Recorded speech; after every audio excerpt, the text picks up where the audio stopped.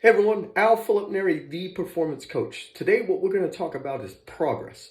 Now, what everybody wants is this straight line, right? Where you're progressing in this straight line, and there's no dips, there's no peaks, there's no huge valleys. You just want this smooth line. Well, my friends, that's unrealistic. That's unrealistic. That's not the way the world works, right? So if you're an athlete, there's going to be days that you perform better than others. There's going to be days that you feel like you're plateaued. Maybe one day you're stronger than the other. Whatever the case may be, it doesn't always go and it's straight. You got to be able to deal with the ebbs and the flows. If you're an entrepreneur, it's the same thing. Some months you make more money, some days, some weeks, whatever the case. Sometimes you try something, a marketing effort, marketing initiative, and it doesn't work right. So my whole point about progress is when you do a metrics, as long as you are progressing over time, it doesn't really matter what the ebbs and flows are as long as you keep growing. But sometimes we put very unrealistic expectations on what that growth path needs to look like, and it needs to be problem free. Well, my friends, if everybody wants no problem, so if it was that easy, everybody else would do it. Now, let's say you run into some snags along the way of this progress. Failure is okay. And everybody should know that as an athlete, as an entrepreneur. Failure is okay as long as you learn from it and you grow from it and you adjust from it and you tweak from it. But is it ever okay to quit? Have you ever thought about that? Is it okay to quit? Is it okay to quit this entrepreneurial journey? Is it okay to quit this sport? Is it okay to quit this position? Nobody ever really talks about that because they want you to be, 100% full-fledged forward, which I do agree with.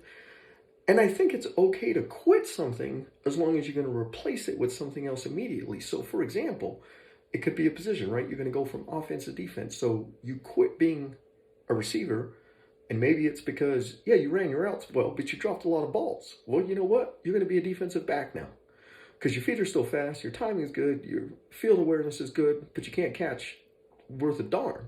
So why would they continue to put you as a receiver? So did you fail at being a receiver? Are you quitting being a receiver? Or are you just adjusting temporarily?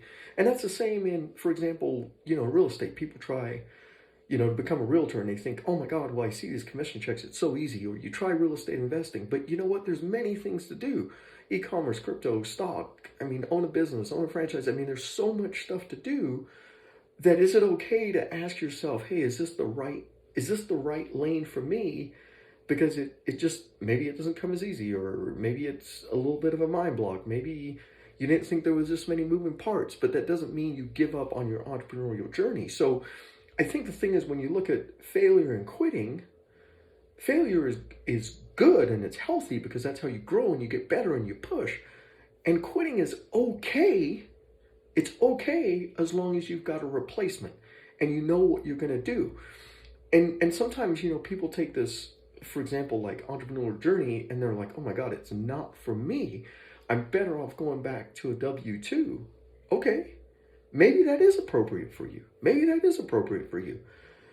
But you can't feel like, like you're at the bottom of the world or like you beat yourself up. It's all about acknowledgement and being honest and recognizing.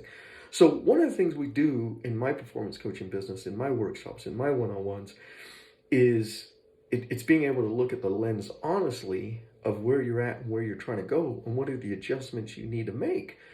And sometimes you've chosen a path that is so difficult. I'm not telling you it's impossible, but so difficult.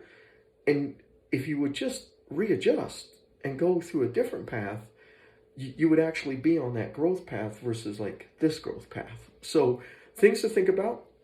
If you want to set up a consultation with me, a free strategy session, you know how to get a hold of me. But this is Al Philip Neri, the performance coach.